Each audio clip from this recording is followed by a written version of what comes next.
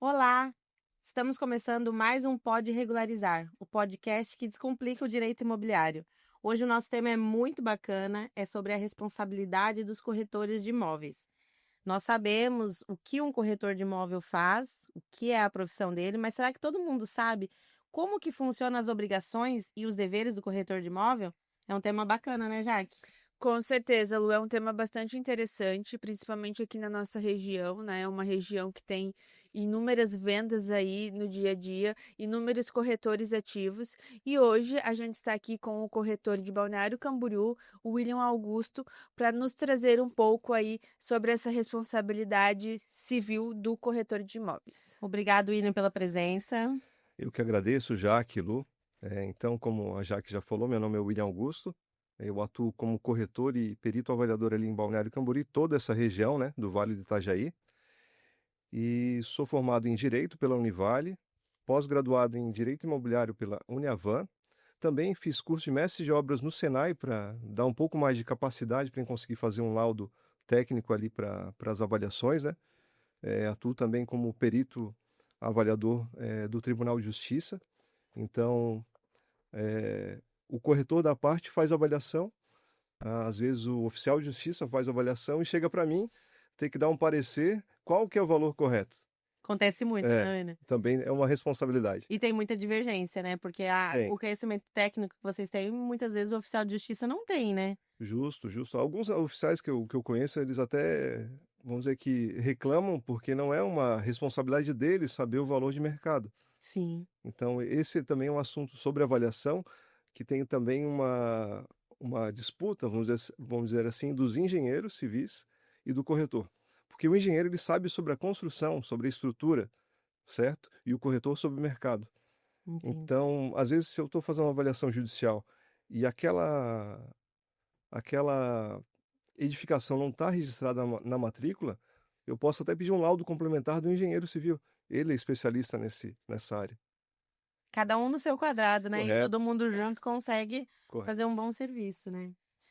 E William, hoje, como a gente comentou, né? O nosso tema é a responsabilidade dessa profissão. correto. Todo mundo sabe que o corretor aí tende a unir as partes interessadas numa negociação imobiliária, mas vai muito além disso, né? Vai muito além.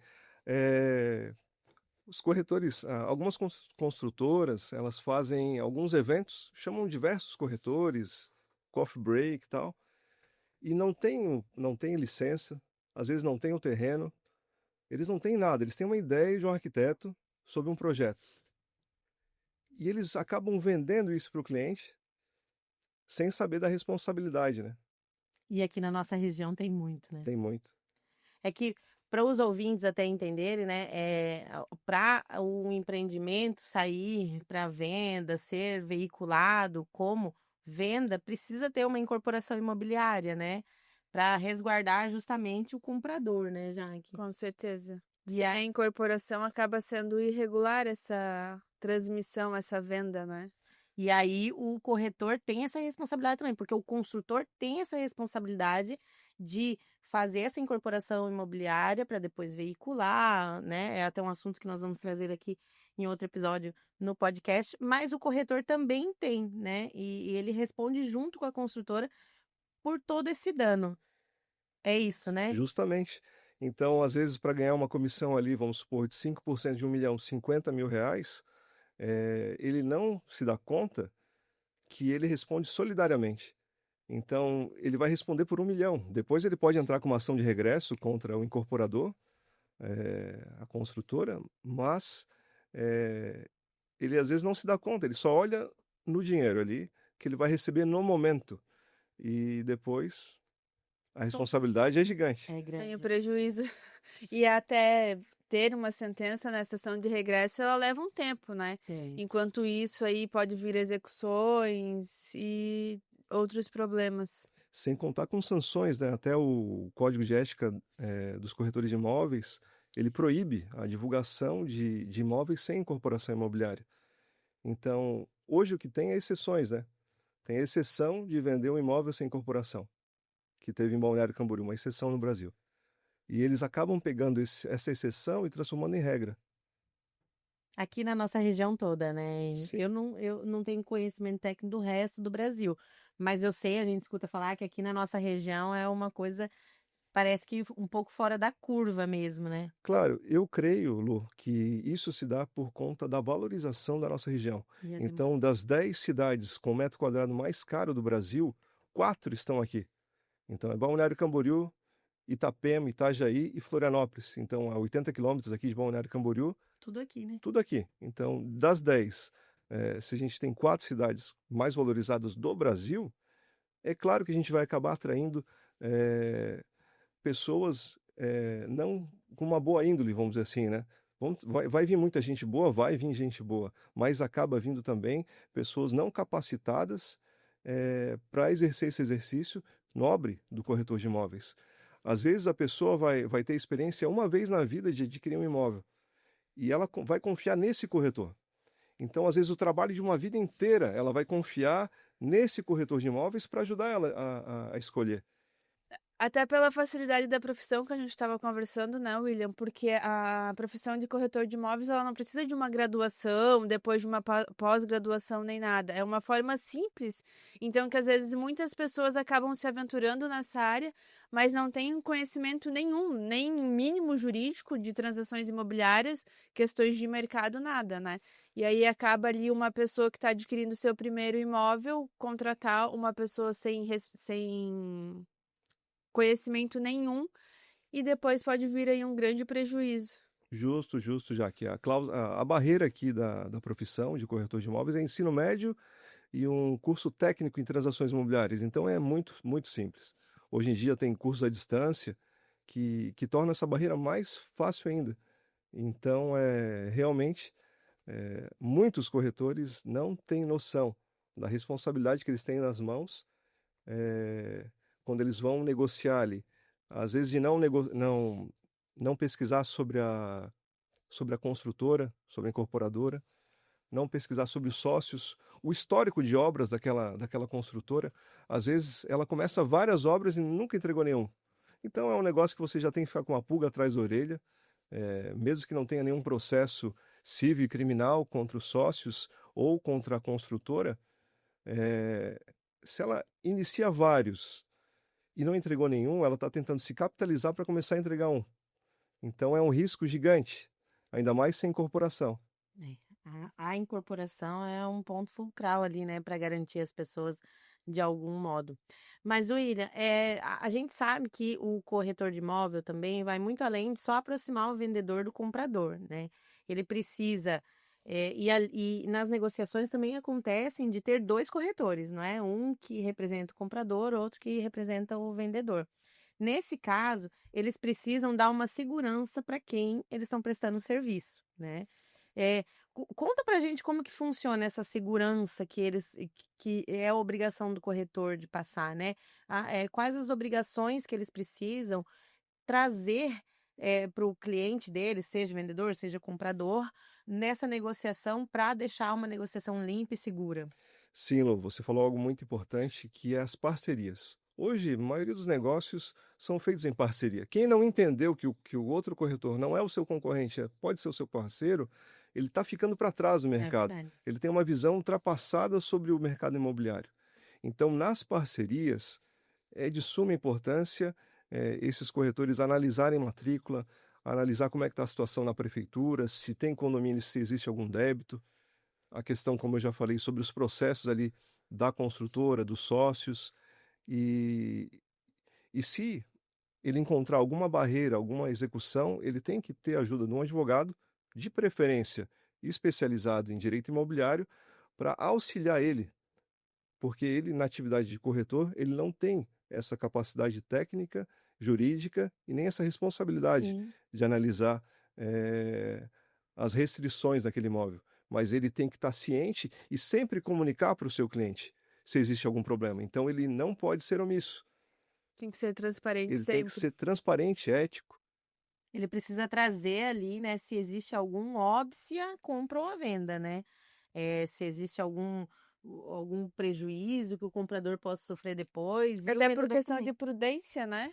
porque tem informações ali que podem evitar os problemas futuros e que, às vezes, para nós, vamos supor, corretores, não seria nada demais na perspectiva de algum corretor, mas para o comprador seria uma coisa que, se ele tivesse conhecimento, ele já ia falar: opa, não quero prosseguir, paramos por aí, pronto.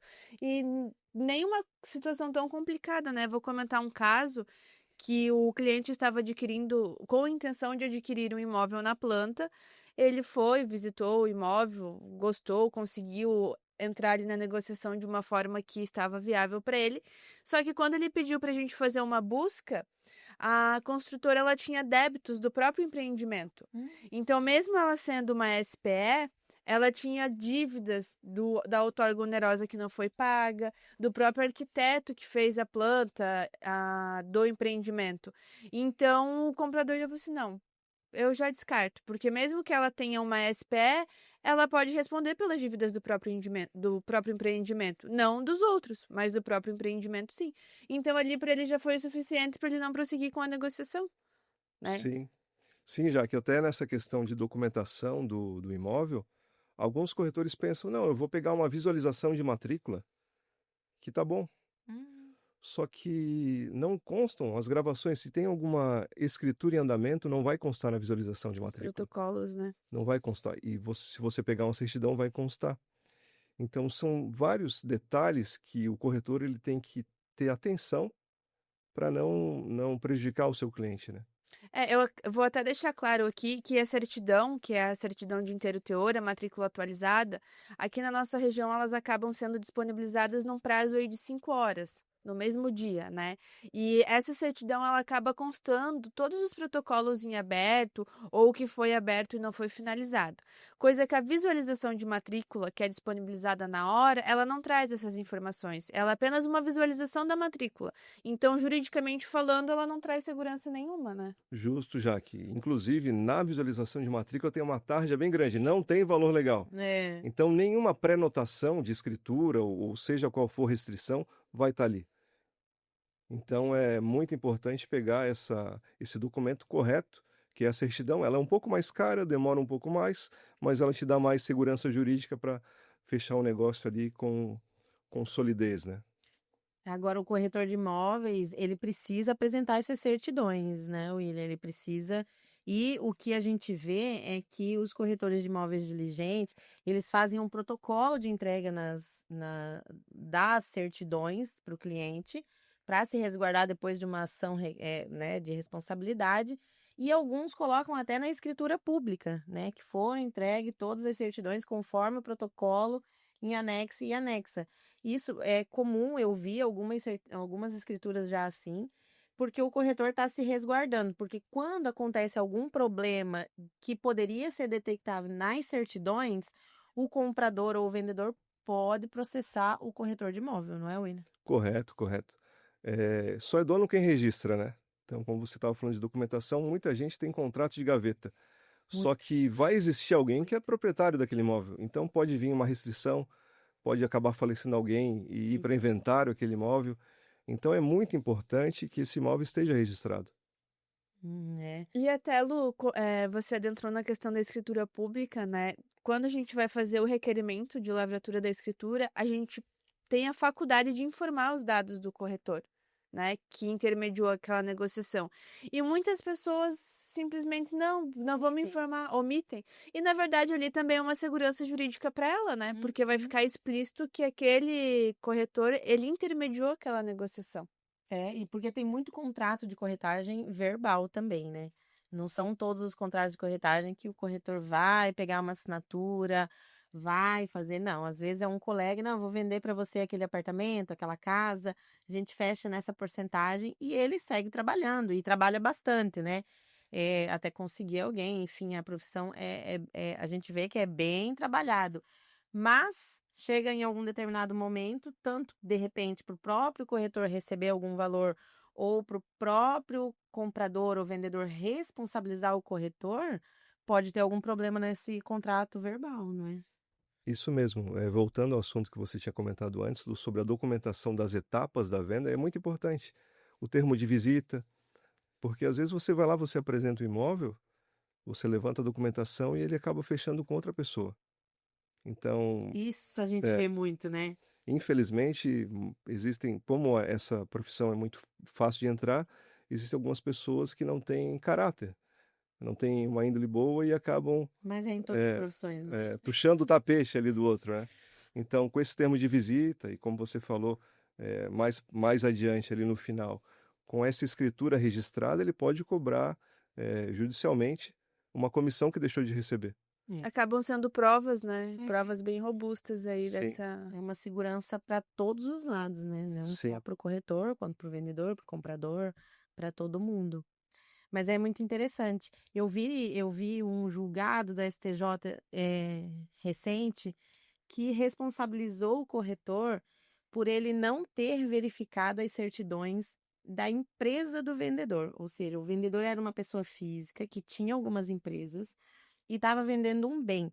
Só que essas empresas estavam com dívida fiscais e trabalhista. E aí tem essa exceção, né, na dívida fiscal e trabalhista, que não precisa estar com a ação protocolada ou com a execução ajuizada, se já tiver em dívida ativa ou se a sentença da ação trabalhista já estiver transitada em julgado, só pendente dessa execução, também configura fraude de execução. E aí o corretor foi condenado a perdas e danos e tudo mais por conta dele não ter apresentado essas certidões da dívida da empresa do sócio. Aí a gente já entra naquela due diligence, né? Sim. Que é a pesquisa aí em nome dos vendedores e possíveis empresas que o vendedor possa ter, dívidas do imóvel antes de finalizar a negociação, né, William? Sim, já entra a questão da desconsideração da personalidade jurídica, que acaba atingindo os bens Atingiu o sócio. particulares dos sócios. Que são duas ações que é fácil dessa desconsideração, né? Sim, Não são todas as ações que conseguem atingir ou tão facilmente como uma trabalhista e uma execução fiscal que pode atingir os sócios. Mas nesse caso, né, dessa due diligence que muitas vezes é feito pelo advogado imobiliário também, o próprio corretor, depois na legenda eu vou trazer o julgado ali, que agora eu não me lembro de cabeça, mas o próprio corretor, ele foi responsabilizado também por perdas e danos por conta dessa omissão de apresentar a certidão das empresas do sócio. correto. O Código Civil, desde 2002, ele traz uma parte só sobre a corretagem, que daí comenta, o código ele traz sobre a responsabilidade no artigo 723, 23, começa no 722, 22. isso, daí adiante, né? Até o 726, se eu não me engano, né? Isso, vai um pouquinho além. Mas ele comenta sobre essa responsabilidade de perdas e danos, né?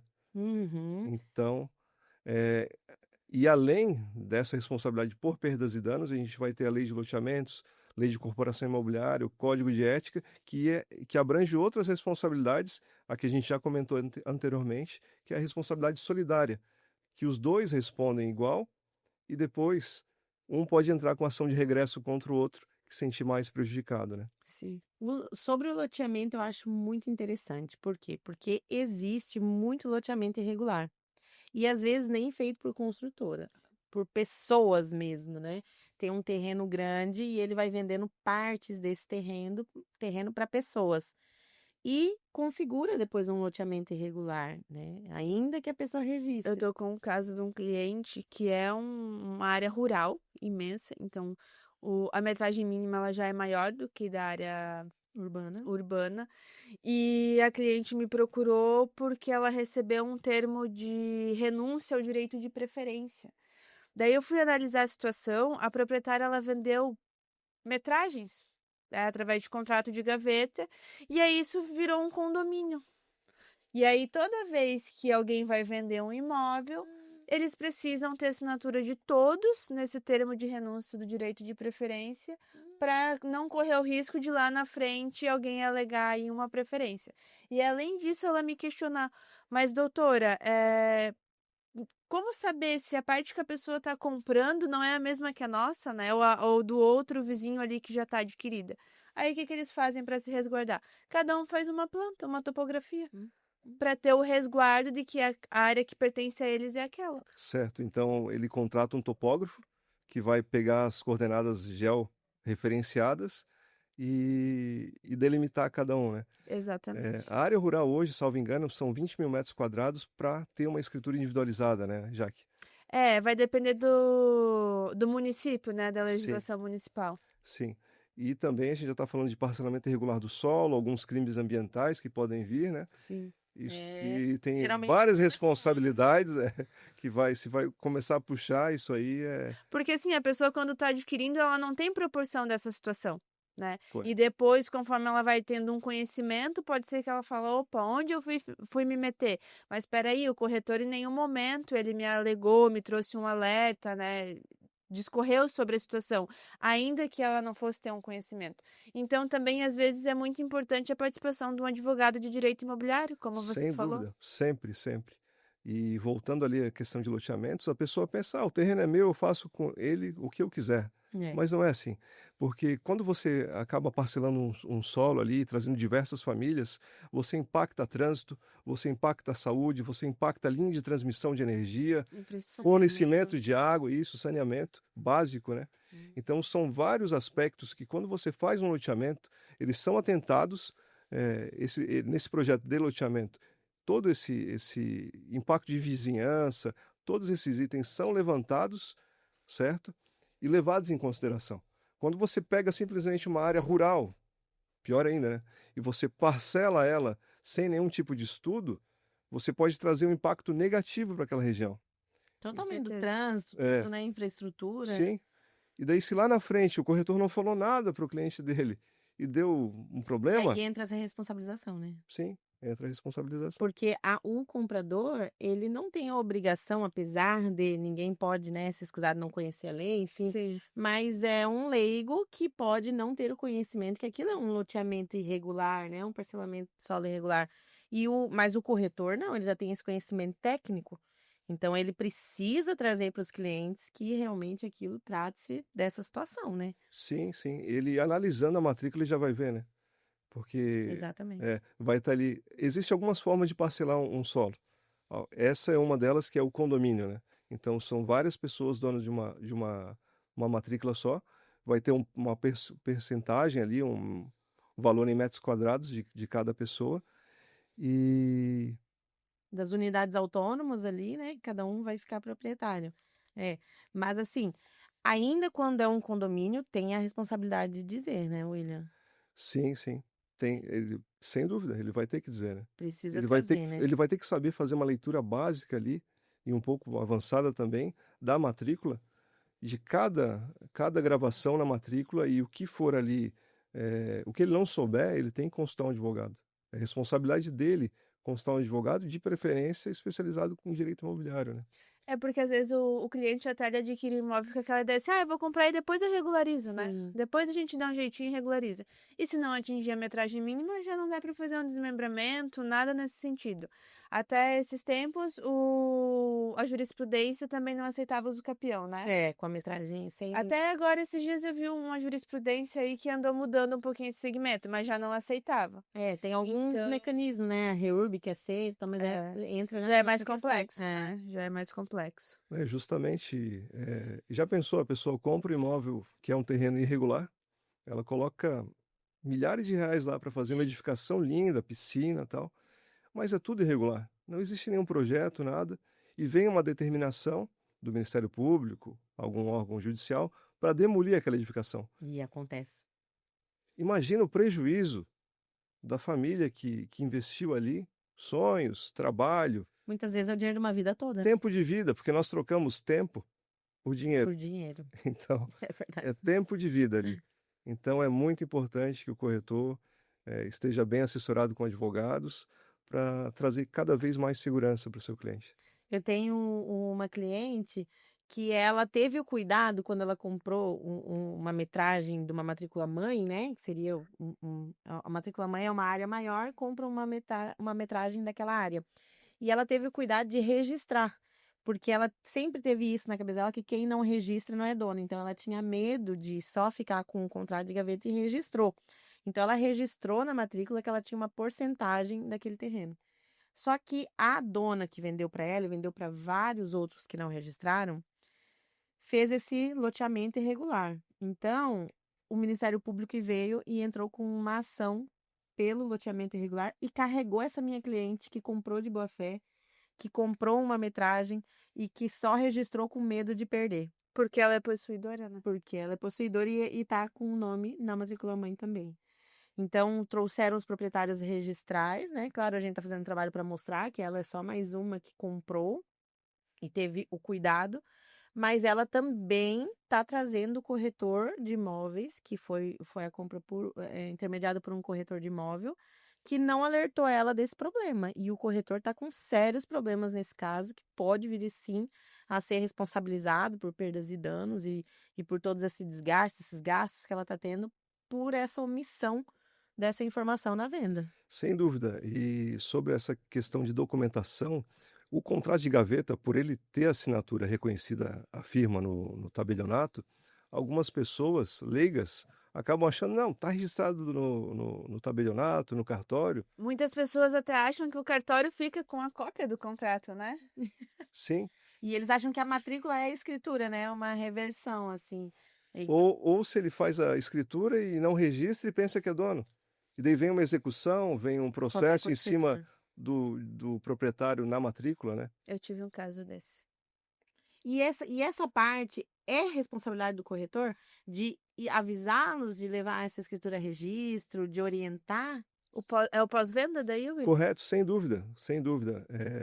Ele tem que informar toda a situação jurídica, se possível, ele tem que. Se possível, não, eu aconselho, faça um contrato, coloque essas situações, porque às vezes o imóvel vai estar muito mais barato, porque tem algumas anuâncias. Então, o cliente, o comprador, ele tem que concordar. E sobre o pós-venda, eu já fui contratado porque o corretor atendeu o cliente até a escritura e sumiu. Só que tinha problema no inventário ou tinha problema no divórcio, daí eu tinha que falar com o advogado da outra parte para pegar esse documento para primeiro regularizar a matrícula para depois transferir. Então já pensou, o cliente foi lá, pagou, pô, e agora? E entrando nessa questão do pós-venda, não é só nas horas boas também, né? Justo. Eu tive um caso ali que o cliente, um casal jovem foi adquirir seu primeiro imóvel com financiamento, optaram por iniciar o procedimento já escolhendo o imóvel, sem ter uma noção ali de valores de aprovação. E, enfim, depois não foi possível por conta do financiamento. O corretor já tinha assinado um contrato no qual eles deram um valor de entrada, né? E aí, quando não deu mais, o corretor simplesmente disse: ó, agora você se resolva com o vendedor. Eu tô saindo fora dessa situação. O vendedor não responde mais. E ele disse que o vendedor ia continuar vendendo, né? E o contrato ativo, sem rescindir, sem ver o que ia acontecer com penalidades, simplesmente ali. E aí depois o comprador pode sofrer essa penalidade contratual que geralmente tem, a perda da arras também, né? Complicado. Isso é um risco, né? O corretor ele tem que sempre qualificar o cliente dele antes de mostrar o imóvel. Porque às vezes ele primeiro mostra para depois qualificar, né? Então, Sim, primeiro a gente sim. tem que ver a capacidade financeira para depois mostrar. E como que funciona, William, quando chega um cliente lá? Qual a responsabilidade de vocês nessa seara, assim, de entender a capacidade econômica do cliente para delimitar os imóveis que vocês vão mostrar e começar essa negociação desse contrato? A conversa inicial, nós vemos quanto que ele tem para investir, quanto ele quer investir, né? Se ele tem à vista, se ele não tem, a gente faz geralmente uma parceria com o correspondente bancário. Então a gente manda a documentação desse cliente para o correspondente analisar. Então o correspondente ele retorna para o corretor falando, ó, esse perfil ele está liberado até tanto. Então você pode mostrar o imóvel até 500 mil, até 1 milhão, por exemplo. Que Entendi. ele tem capacidade financeira, uma saúde econômica ali para conseguir honrar, né? É uma coisa pré-aprovada pelo banco, claro que pode mudar, não Correto, é? pode mudar. Então, depois de 2 meses, às vezes ele acabou caindo no Serasa, alguma coisa assim, acabou se Teve atrapalhando em carteira de demissão, crédito, né? correto? Então, muda, mas é essencial essa qualificação econômica do financeiro do cliente antes mesmo de exibir, de mostrar um imóvel, né? Até para otimizar o tempo do corretor, né? Correto. Né? Pra E até porque também há perfis, né, William? Por exemplo, ali a gente estava falando de um casal jovem que estava adquirindo seu primeiro imóvel. Então, se ele chega e fala para você, olha, eu tenho tanto de entrada, o valor provavelmente que ele vai ter é aquele ali. Diferente do investidor, que se ele optar por um financiamento, que normalmente é difícil, né, por conta dos juros, mas se a liberação for um valor menor, ele tem para completar financeiramente ali a vista quantia, né? Sem dúvida, já que também para o corretor é muito importante ele falar para o cliente dele que às vezes não é só aquele valor de entrada. Ele vai ter que pagar escritura, Legal. ele vai ter que pagar ITBI, ele vai ter que pagar registro. Então ele tem que ter uma reserva ou pegar do banco um valor a mais para pagar Essa esses emolumentos, né? Então é responsabilidade do corretor.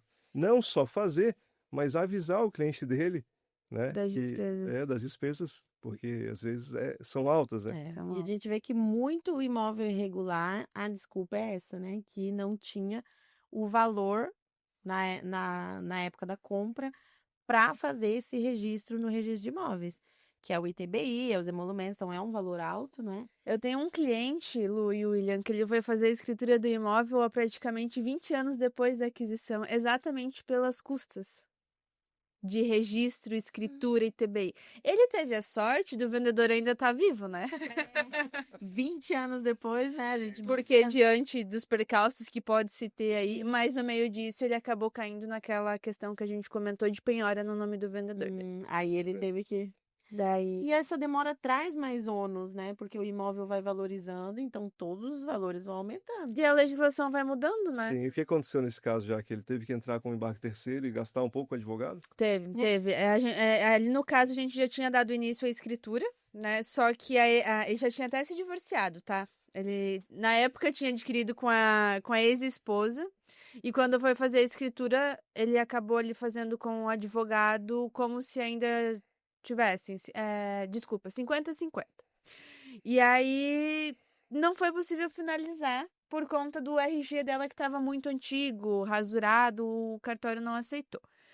E aí entrou, nesse tempo de aguardar, entrou a penhora de uma dívida com o Ministério Público, de um TAC que não foi cumprido. Do próprio terreno? Do próprio terreno. E aí, a sorte ali é que ele tinha tudo guardado. O contrato desses 20 anos atrás, os comprovantes de pagamento, ele já tinha dado a entrada na escritura, então tinha ali o ITBI já pago. Só que imagina se é uma pessoa que se desfez do documento, né? Ou se perdeu aí, tenho clientes ali que perderam documentos na enchente. Eu ia comentar isso. Então, como é que fica a situação? Porque a gente entra com embargos e tem que comprovar para não demonstrar que é uma fraude, né?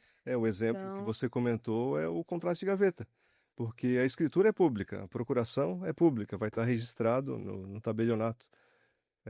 O registro civil também, a certidão de casamento vai estar registrado. Então a pessoa pode pegar uma segunda via. Mas e o contrato de gaveta na enchente? Como é que você vai comprovar a posse? Acabou, né? Não, vai ter que juntar fatura de luz, fatura de água, vai ter que ver se o banco fornece ali o comprovante de pagamento de IPTU. Então, se torna bem mais difícil o trabalho do advogado numa ação, por exemplo, de uso capião, né? Os honorários vai ser mais caros. Aí ele vai desembolsar mais, né, do que se tivesse adiantado um pouquinho. E, William, eu estava vendo uma notícia ali que o Brasil é o segundo país com o maior número de corretores, né? Ele fica atrás apenas dos Estados Unidos. Isso mesmo, são mais de 600 mil corretores no Brasil e mais de 70 mil imobiliários, imagina.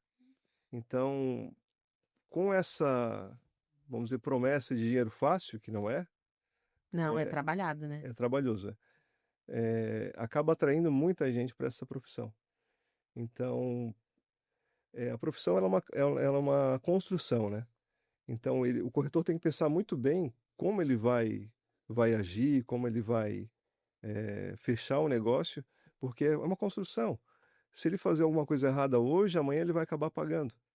Então, ele tem que ficar atento ali no exercício da melhor forma possível, né? E hoje eu vejo que as pessoas estão indo mais atrás da responsabilidade dos profissionais. Até do próprio advogado, né? Antigamente não se ouvia falar tanto. É verdade. E hoje as pessoas estão mais abertas a essa responsabilização. E claro, a gente não fala só da responsabilização juridicamente judicial, né? Mas também tem as sanções administrativas, né, William? Justo, justo. Ela pode ser penalizada junto ao Cresci, ser impedida de trabalhar como corretor, que para mim essa é uma das menores das sanções, né, se você for observar, sendo que o patrimônio dela pode ser atingido, a liberdade dela pode ser atingida. Esses dias a gente ficou sabendo de um caso aqui pertinho, em Pissarras, ali, Barra Velha, de um corretor que foi preso em Penha. Então, ele acabava vendendo para mais de um cliente o mesmo imóvel. Nossa. O E, estelionato que fala, correto, né? estelionato. O que acontece ali na região do Vale do Itajaí? Alguns incorporadores, eles pegam, para se capitalizar no começo da obra, eles vendem várias vezes a mesma unidade para clientes diferentes, certo? E eles já premeditam que no final ali eles vão fazer um distrato, certo? E vão parcelar esse valor do distrato para eles não caírem nesse estelionato. Então, é muito importante que o corretor visite a empresa, a construtora, conheça os sócios, veja o histórico dessa construtora, A solidez, a né? solidez, correto, para não colocar o cliente dele em maus lençóis, né? E ele próprio, né? E ele próprio, sim. É complicado. E aqui na região, infelizmente, a gente escuta muito falar disso, né? Até tem um caso de uma construtora em Camboriú, né, William? Que o próprio prefeito Pavan se manifestou através de uma notícia. Lá foi um caso um pouco diferente. O que acontece? Lá eles estão anunciando, eles estão dizendo que é uma reserva, mas na prática, se você for ver ali nas entrelinhas, é uma venda. Eles pegam uma entrada e um parcelamento. Se você for ver, o valor é de 5 anos atrás, Tá Não desatualizado. existe completamente mais. desatualizado. Então a pessoa olha, opa, uma oportunidade. Pelo preço das coisas que estão aqui, Não né? tem nenhuma licença, não Hum. tem nem apresentação de licença. Alguns terrenos não são deles. Então, assim, chegaram para mim, William, e se der certo? Eu falei, e se der errado? É. E a gente, não é que somos negativos, mas a gente sempre tem que olhar para o pior cenário, né? Sim, então a gente tem que resguardar ali o patrimônio do cliente, né? Meu Deus, esse caso mesmo, eles prometem uma marina dentro de Camboriú, teria que mudar rio, teria que mudar ponte, são coisas assim que, Uma coisa bem absurda. não existe. E se existir, vai demorar muito. Não tem nenhuma obra na região concluída. Até o próprio Pavan se manifestou, né, dizendo Sim, que não havia nenhum tipo de licença Nem aprovada na protocolo, né? prefeitura, nada para estar vendendo dessa forma. sim, É complicado, né? A gente tem que estar atento. E o corretor tem que ajudar o comprador a ficar atento também, né? sem dúvida. E se você for pegar ali o histórico do número de Cresci dos corretores dessa construtora, são números novos. Entendi. Então, eles não se aprofundaram em conhecer a profissão, em aprender mais. Eles escutam qualquer coisa que o empreendedor, o construtor fala e eles acreditam. Mas não é assim. O corretor ele sempre tem que buscar pelo conhecimento. Tudo bem, ele tem que se capacitar em vendas? Tem. Mas ele tem que ter o conhecimento técnico também. Exatamente. Quando nós falamos desse assunto, né, para o podcast, nós levantamos ainda essa situação.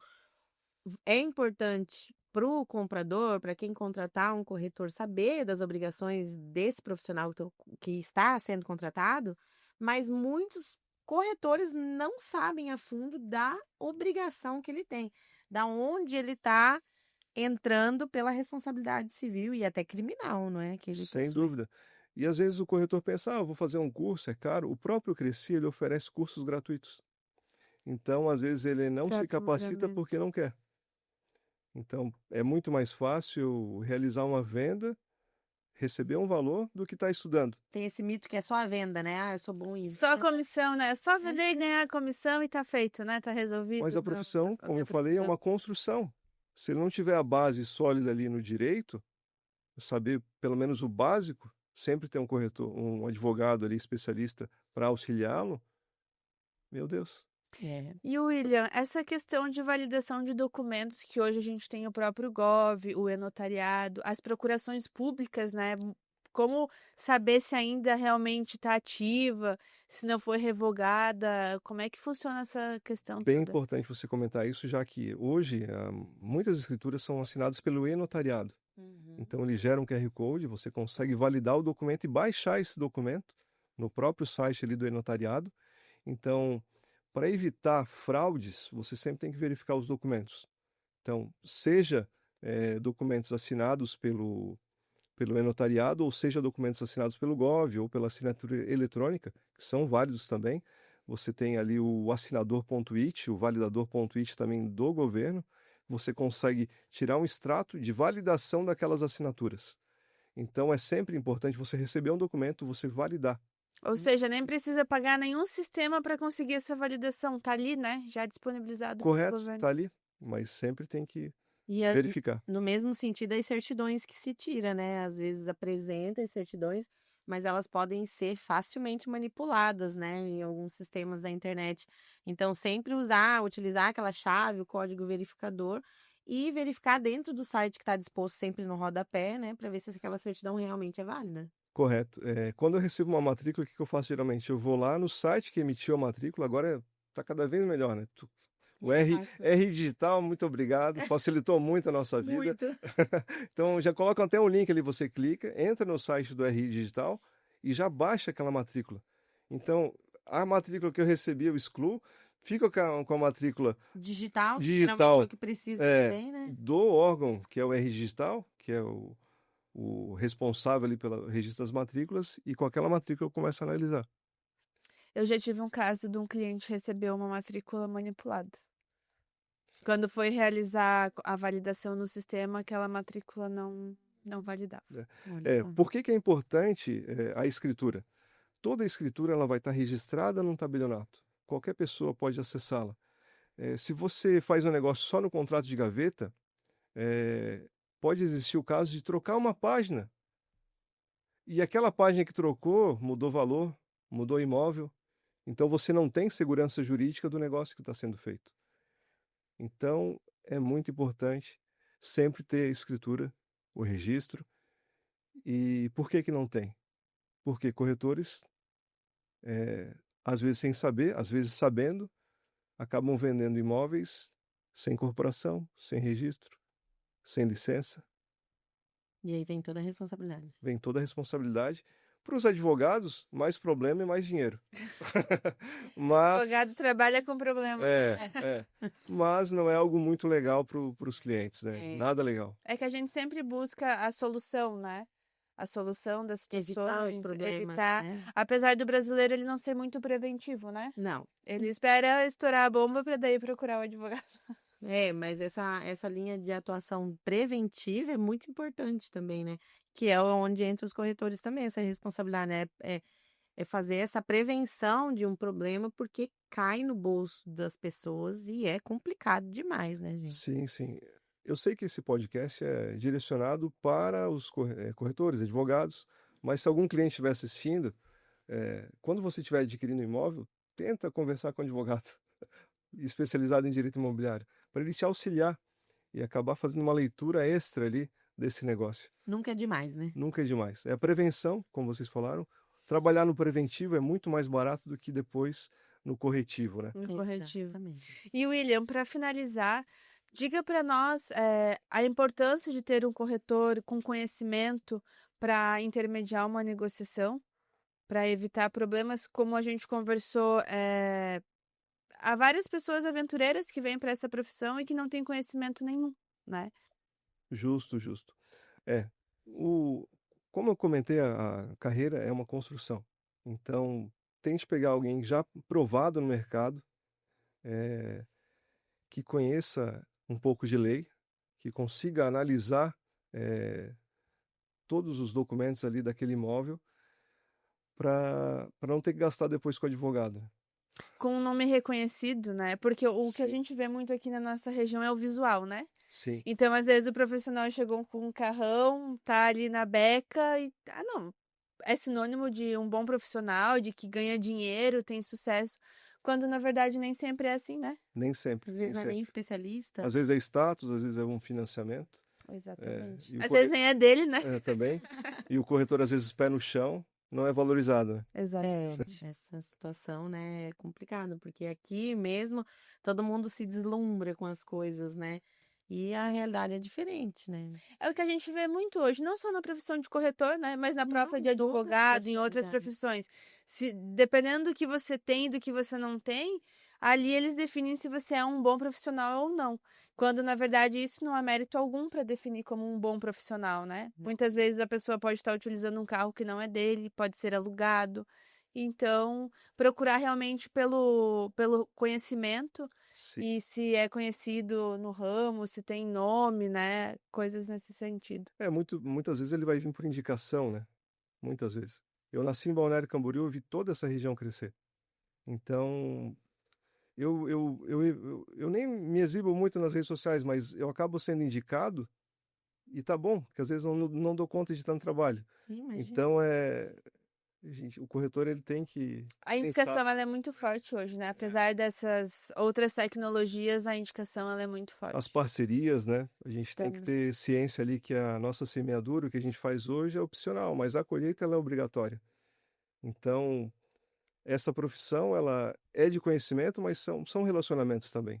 Com certeza. Então, tudo caminha junto, né? Tudo. Eu sou da época ali de Balneário, que você passava principalmente na Avenida Brasil e tinha um monte de corretores, né, Sim. entre aspas, aí balançando a A chave, chave. com plaquinha, né, aluga-se aqui e tal. É. E na verdade, depois, quando eu tive mais idade, que a gente vai tendo maturidade para ver as coisas, eu vivi dentro desse mundo, porque os meus avós têm imóveis de locação por temporada.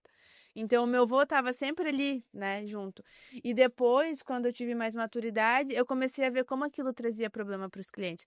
E isso a gente está falando até de uma locação por diária, que a gente está falando ali de um aluguel de 7 dias, uma semana, 10 dias, né? O quanto isso trazia reclamações pelo agir dos corretores. Porque muitas vezes nem eram, né? Pegava ali a temporada, que é alto movimento, e vou virar corretor. Os chaveteiros que a gente fala. Exatamente. Então, às vezes, esse pessoal, eles chegavam lá no dono do imóvel, quanto que você aluga por dia? Por exemplo, R$100, beleza. Eles chegam para um argentino, 150, certo? Entendi. O cliente vai chegar no imóvel cobrando um imóvel de 150. Aí, Ele vai gastar ar-condicionado como se estivesse pagando 150. Mas o dono do imóvel ganhou 100 às vezes. E às vezes ainda teve que dar comissão, né? Também. Tem mais isso ainda. Tem mais isso ainda. É. Tem esse risco. Bom, pessoal, se vocês gostaram desse bate-papo, curta, comente, compartilha, deixe as suas dúvidas para que em um próximo episódio a gente possa trazer aqui no Pode Regularizar. obrigada pela companhia e até o próximo episódio. Obrigado, William, pela sua presença. Foi muito bacana. Obrigado, Jaque. Obrigado, Lu. Sempre lembrando que as palavras voam, mas a escrita permanece. Então, o corretor ele tem que documentar todas as etapas, né? E agir da forma mais ética possível para atender o seu cliente. Eu agradeço estar aqui hoje. Eu sei que a gente teria assunto aqui para mais 5 horas de conversa, como a gente já conversou antes de entrar aqui, mas eu agradeço mesmo. E valeu. Parabéns por essa empreitada. Pode regularizar, descomplicando o direito imobiliário. Parabéns.